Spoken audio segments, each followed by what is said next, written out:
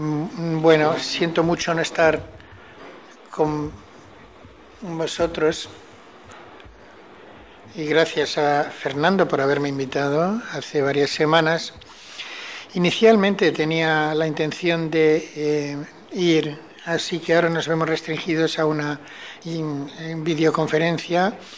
Espero que no sea muy aburrido. Sé que es bastante pronto en España y esta es una hora inusual para escuchar a una charla científica, lo sé. Durante los próximos aproximadamente 15 minutos voy a hablar del cambio climático y los hongos. Este es un tema bastante complejo, así que hay varias cosas que tenemos que distinguir cuando hablamos de clima: la temperatura, la precipitación, la nieve, tendencias y así sucesivamente. Y estos factores, estos distintos factores, pueden o puede que no afecten la producción, la fenología y la diversidad de los hongos directa o indirectamente. Así que, en primer lugar, tendríamos que diferenciar entre los hongos micorrizales y los saprotróficos. En este momento conviene más hablar de los micorrizales porque se pueden ver afectados por el clima, por los árboles anfitriones. Y esto nos llevará enseguida a la trufa, que es el tema principal de esta conferencia. Entonces, el cambio en el sistema climático del mundo se ha definido como una amenaza sin precedentes a la que se encara la humanidad.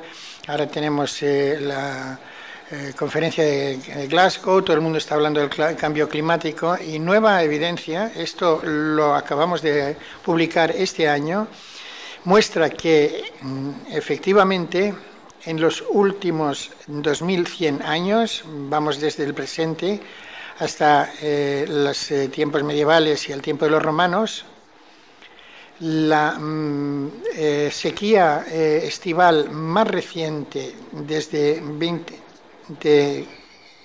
2015 son sin precedentes. Hemos tenido los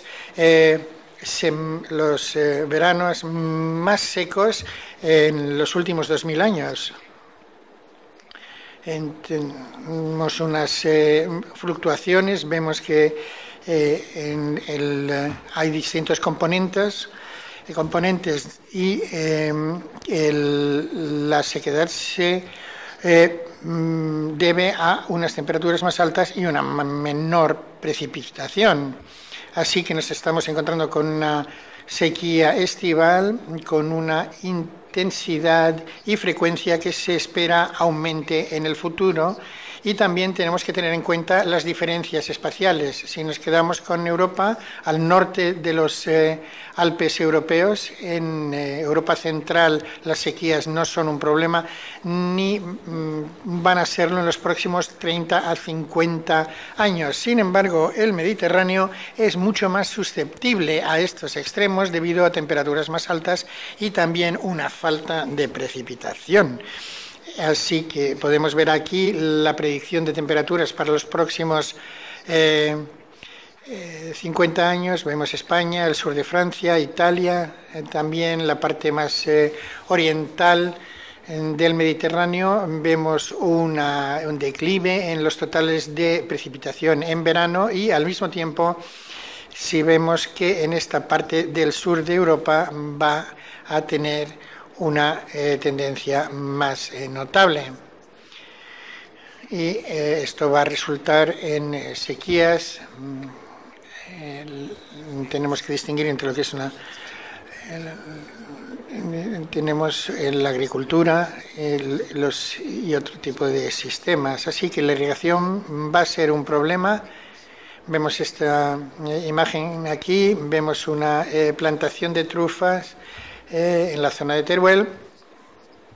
Se ve una indicación de unos sistemas de irrigación. La cuestión es cuándo y cuánta agua hay que aportar al sistema y de qué forma. Yo diría que todavía esto es una cuestión abierta, que se sigue debatiendo. Si nos alejamos, vemos una extensión ya más grande, ya no estamos viendo de una zona, de zonas pequeñas, nos alejamos un poco más, lo mismo, y aquí también podemos ver en la parte superior izquierda donde hay dos embalses, así que la irrigación es un problema y va a seguir siéndolo e incluso más. Entonces lo que publicamos hace 2 años, fuimos capaces de utilizar información de precipitación estival entre junio y agosto, y utilizando las precipitaciones de verano podíamos desarrollar un modelo para predecir la cosecha de trufa 6 meses más adelante. Así que lo vemos en azul, es la cosecha de los últimos 50 años, las cosechas de trufa con fluctuaciones. Suele ser entre diciembre y febrero. Esta es la principal campaña en el hemisferio norte, y la línea azul muestra los valores reales y las naranjas son nuestros modelos. Están basados en la precipitación del verano anterior, y podemos ver cómo el modelo puede reproducir o puede predecir la cosecha en invierno. Así que esto muestra una alta sensibilidad ante la precipitación del verano anterior. Así que, ¿qué hemos aprendido? ¿Cuáles son los principales resultados? Lo que hemos aprendido es que la producción de trufa negra depende significativamente de las precipitaciones previas de junio a agosto. El momento y la dosis de las prácticas de riego parecen inadecuados para mitigar los efectos del cambio climático, las que se aplican tanto en Francia como en España. Esto lo podemos ver porque nuestro modelo está basado principalmente en datos de plantaciones irrigadas. Y todavía nos encontramos que las precipitaciones naturales son las que dictan el volumen de la cosecha. Entonces, las orientaciones futuras, voy a dar algunos ejemplos hacia dónde tenemos que ir. Hace falta una colaboración interdisciplinar con ecólogos, biólogos, científicos ambientales, dentro y fuera del ámbito académico, porque si solo los científicos trabajan en o si solo los que están en el aspecto práctico se dedican a ello, no vamos a conseguir los resultados que realmente deseamos. Hay que considerar, tener en cuenta los factores y procesos que importan. Hay que ver el papel de las plantas anfitrionas en distintas escalas. Y ahora voy a explicar la productividad un poquito más. Primero tenemos que entender cuáles son los requisitos ecológicos. Estos son 2 ejemplos de las 2 principales especies, la trufa de Borgoña, el Tuber aestivum, y la de Perigord, el Tuber melanosporum. Todavía estamos trabajando en este tema, aunque se publicó el año pasado, pero para nosotros sigue siendo algo continuo, que es tratar de cuantificar y entender los requisitos ecológicos que son específicos a ciertas especies, y solo si los entendemos podremos predecir cómo el cambio climático va a afectar a estas especies.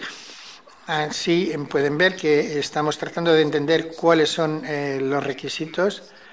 dónde están creciendo las trufas en función de elevación, las condiciones de suelos, y se pueden ver diferencias, pero también un solapamiento bastante importante. Así que aquí veo que tenemos que entender mejor los requisitos ecológicos para poder saber cómo van a cambiar los ámbitos de producción en el futuro. Ahora estamos trabajando en una evaluación global, así que estamos examinando las principales zonas de producción de trufas en Europa y también en el oeste de Estados Unidos, en Chile, en Sudamérica, en Sudáfrica, en 2 regiones, en Australia también y en Nueva Zelanda, como se puede apreciar en este mapa, con las distintas condiciones climáticas. Y ahora lo que hicimos es utilizar modelos climáticos para examinar a los cambios en estas regiones comparado con la media global. Así que podemos ver que las temperaturas de verano y la temperatura y la humedad del suelo se comporta de una forma distinta en las zonas de trufa comparado con la media global, que es la línea negra que pueden ver aquí.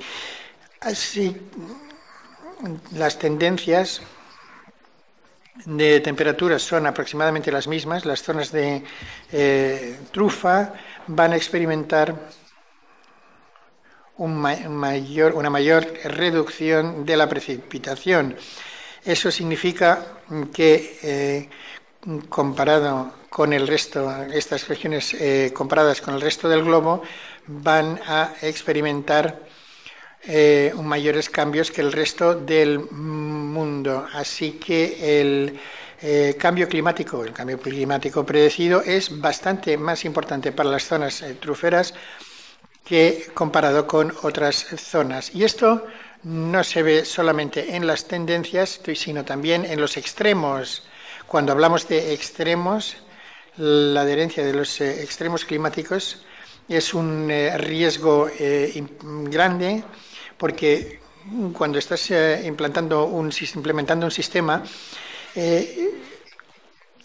es menos eficiente si los cambios en extremos o si las condiciones fluctúan más. Así que lo que hicimos aquí, hemos utilizado 20 modelos climáticos globales para evaluar las tendencias, que es la primera imagen, y los extremos de la temperatura, la segunda, las precipitaciones y la humedad del suelo, que es el resultado de estas, para todas las zonas de cultivo de trufa Perigord en América, Chile, Europa, el Mediterráneo, Sudáfrica, 2 regiones, y Australia y Nueva Zelanda, hasta el 2100, perdón. O sea que los próximos 80 años, comparado con el resto del mundo, se estima que unos 2,3 millones de kilómetros cuadrados de tierras aptas para la trufa experimentarán de promedio aproximadamente unos veranos aproximadamente un 30% más cálidos, con olas de calor y 10 veces superiores entre 2070 y el final del siglo. Así que estas cifras han de tenerse en cuenta si alguien va a invertir en nuevas plantaciones.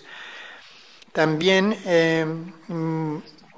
podemos mostrar que el aumento de la precipitación en el este de Sudáfrica y partes de Australia y Nueva Zelanda mitigarán probablemente esta escasez de agua. Así que estas son las únicas regiones en nuestro estudio global donde la precipitación de verano, la precipitación estival no disminuirá en el futuro.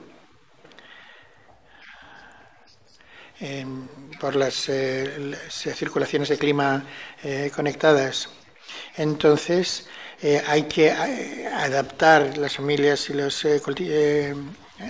agricultores tienen que adaptar las técnicas de irrigación, lo que no lo están todavía, y también buscar otras estrategias. Entonces, hay que entender los riesgos y también los beneficios. Entonces, quería hablar de esta imagen, así que dependiendo de la escala local a global, hay retos y hay oportunidades. El clima es uno de ellos, pero también tenemos muchas oportunidades. No quiero entrar en esta diapositiva en detalle porque tardaría otra hora, pero lo que quiero explicar es que tenemos que entender que si la industria de la trufa, si queremos que sobreviva y se desarrolla en un clima cambiante, hay que ver algunos cambios, ver que lo que puede ser importante a nivel local puede no serlo a nivel global, así que depende de la escala, y solamente un enfoque holístico, si realmente estamos tratando de conseguir los conocimientos expertos de las distintas disciplinas y también, más importante aún, de los agricultores. Dije que el año pasado en Vic, cerca de Barcelona, lo comenté, tenemos que ser honestos los unos con los otros, tenemos que compartir datos tratando de conseguir la transparencia para mejorar nuestra cadena de producción. Y un último ejemplo, porque a veces tengo la sensación de que pensamos que lo sabemos todo, pero es justo todo lo contrario. El entender lo que es la ecología y la biología, que se puede resumido en el ciclo de vida de las trufas, es muy limitado. No sabemos mucho, sabemos algo de reuniones científicas y los temas que se han soslayado, y ahora queremos reunir todos estos conocimientos para entender la conducta de los perros truferos.